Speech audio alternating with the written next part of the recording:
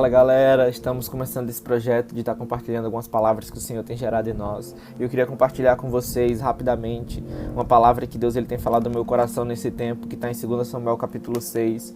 O capítulo ele vai me falar a respeito de quando Davi ele já estava reinando sobre Israel, então ele foi buscar a Arca da Aliança que estava na casa de um dos homens de Israel e levar essa arca para Jerusalém, onde Davi estava morando.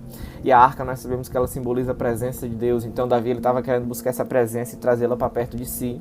E a Bíblia fala que a primeira vez que Davi tentou levar essa arca da aliança, ele colocou essa arca sobre os bois, e os bois tropeçaram, e um homem chamado Uzá tentou segurar a arca para que ela não caísse. Estou resumindo um pouco.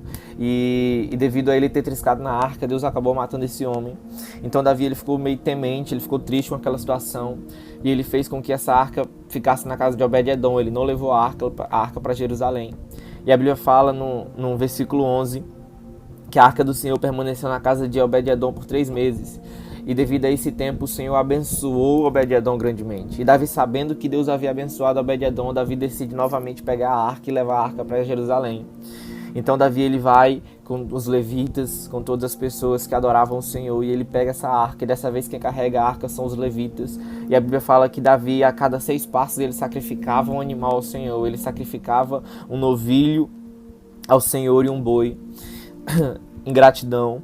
E a Bíblia diz também que ele dançava com todas as suas forças na presença do Senhor. Depois você pode ler o capítulo 6.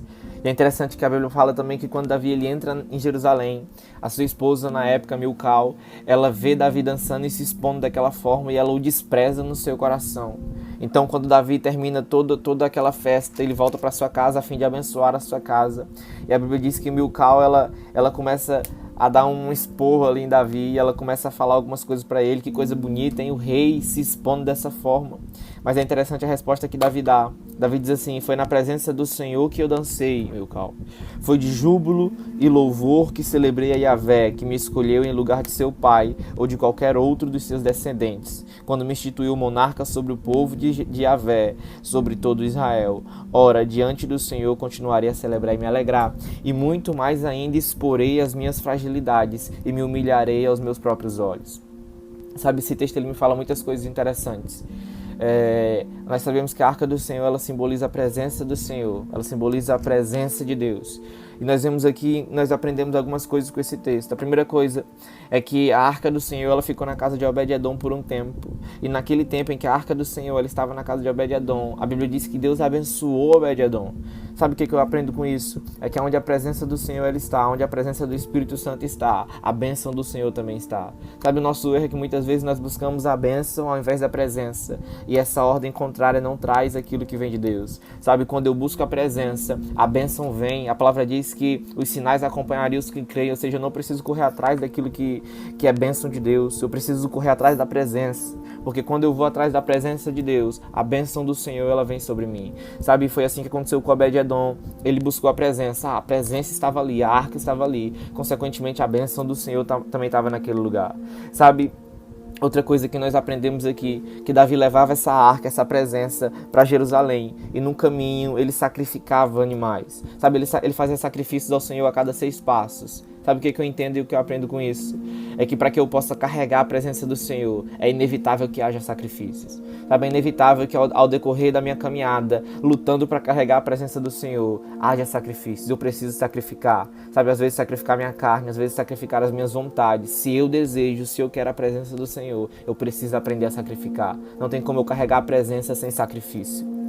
Sabe? E por fim, para finalizar, outra coisa que nós aprendemos com esse texto é o coração de Davi. Eu me apaixono pelo coração de Davi porque a Bíblia diz que a mulher dele o desprezou pelo fato de ele estar se expondo daquela maneira. Mas Davi ele diz assim: olha, eu me expus na presença do Senhor para que eu pudesse ter uma presença, para que eu pudesse ter essa presença em mim. E ele fala assim: e ainda muito mais, eu vou me expor, vou expor as minhas fragilidades e vou me humilhar. Está no versículo 23. Sabe, Davi, ele não se importava com aquilo que as pessoas pensavam, ele não se importava com aquilo que as pessoas achavam a respeito dele. Ele só queria se expor para que ele pudesse receber a presença do Senhor. Nosso erro é que muitas vezes nós nos preocupamos mais com aquilo que os outros acham a nosso respeito do que aquilo que o Espírito Santo acha a nosso respeito. Sabe, que você não se preocupe com aquilo que os outros pensam, mas que você se preocupe com aquilo que Deus pensa ao seu respeito. Então se exponha na presença de Deus. É um tempo onde nós devemos nos expor. É um tempo onde nós devemos beber mais e mais daquilo que Deus tem para nós. Amém? Nosso tempo já foi. Então que Deus lhe abençoe. Então busque o Espírito Santo. Carregue a presença do Espírito Santo. É isso aí. Graças a Deus.